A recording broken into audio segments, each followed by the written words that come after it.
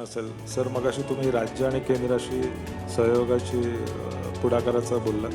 तर नागरी भागामध्ये टॅक्स पेमेंट असेल, युटिलिटी बिल्स, लायसन्स, या अशा अनेक सेवा असतात. तर NSDLच्या माध्यमातून नागरिकांना one stop digital service platform आणि एक युनिफाईड सिस्टीम अशी आपण विकसित करू शकतो का? हो, नक्कीच. त्याआधी मी पुन्हा पहिल्या प्रश्नाकडे जाईल. जेव्हा मी ते मिस केलं तेव्हा about Viksit Bharat magnetic Maharashtra 2030. So I would like to mention that definitely we are going to be there.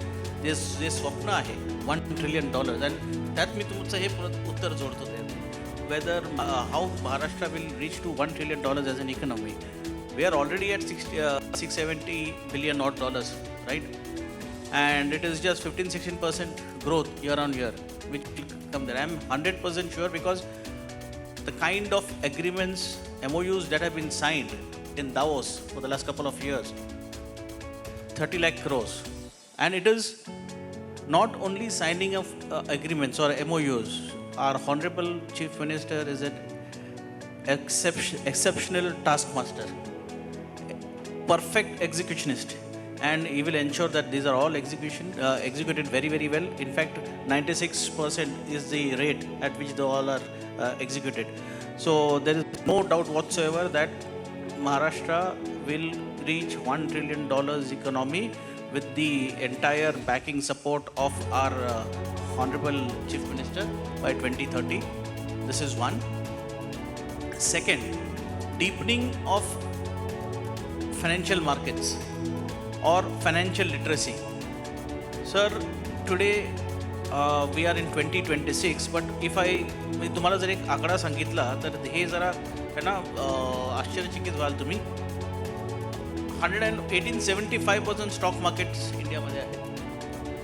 2020मध्ये 145 इयर्समध्ये 5 crore investor होते across India. Today, in 2026, we are more than 22 crore investors in India. Thanks to the technology, there I am coming. Thanks to the technology, technology has played a very, very important role. It has become the enabler for the investors to come forward and participate in the capital markets. And when people participate, they come as investors of the capital markets. It is the growth of the nation. Out of the 22 crores, more than 4 crore investors are from Maharashtra, which is a very, very big thing. And when I say the technology has played a very, very important role, a vital role, and it has been the backbone of the entire financial markets and financial industry. आज आम्ही सुरुवातीला जेव्हा आम्ही road shows करायचो तर सीमित असायचं Mumbai, Bangalore, Delhi, Calcutta, Chennai. पण आज जे आधी रिस्पॉन्स आम्हाला मुंबईला यायचा तोच रिस्पॉन्स आम्हाला आता पुण्याला येतो. सिमिलर रिस्पॉन्स साताऱ्याला येतो, सिमिलर रिस्पॉन्स सांगलीला येतो, कोल्हापूरला येतो. इनफॅक्ट नांदेड आणि इथे मोठे सिटीज झाले, पण छोट्या छोट्या सिटीजमध्ये पण तेवढाच रिस्पॉन्स येतो आणि तेवढीच लोक आतुरतेने वाट बघत असतात कधी आम्हाला हे मुंबईतून एक्सचेंजेस किंवा डिपॉझिटरीतून लोक येतील आणि आम्हाला एवढं सगळं प्रेझेंटेशन होईल आणि आम्हाला काहीतरी भर होईल, आमच्या ज्ञानात भर होईल कॅपिटल मार्केट्सच्या बद्दल. याच्या व्यतिरिक्त जेव्हा हे सगळं आणि आम्ही जेव्हा कॅपिटल मार्केट्स बद्दल बोलतो त्या it is not only about demat accounts but cyber security, safety. आता मी सुरुवातीलाच आम्ही यांच्याशी संवाद साधत होतो तेव्हा ते म्हणाले टिप्स पण खूप येतात लोकांना.